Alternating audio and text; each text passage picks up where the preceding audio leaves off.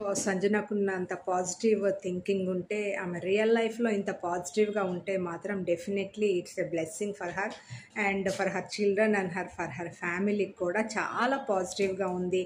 And Sanjana saris అన్నీ పోయాయా అని చెప్తారు అని అడుగుతారు నాకు సార్. యాక్చువల్‌గా అవును సార్ అని చెప్తుంది.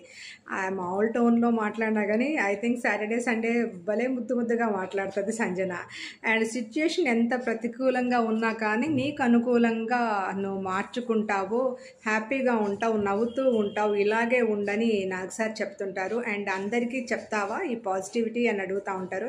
అవును సార్ నేను చెప్తాను కానీ ఎవ్వరు వినరు. లైఫ్లో నేను చాలా చూశాను అండ్ లైక్ ఈరోజు మేము అలైవ్గా ఉన్నామంటే ఇట్స్ ఎ బ్లెస్సింగ్ అని చెప్తుంది. And life is a blessing and దేనికోసం కూడా ఇలా మారకుండా ఇలాగే ఉండని నాగ్ సార్ ఆమెను చాలా అప్రిషియేట్ చేస్తారు. So I think that is the Sanjana ఏ సిచ్యుయేషన్లోనూ సాడ్ అవ్వటం, లో అవటం, డిప్రెస్ అవటం మనం ఇంతవరకు చూడలేదు. గివ్ అప్ ఇవ్వటం మనం చూడలేదు.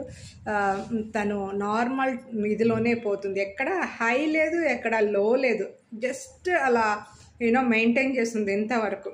Two good Sanjana.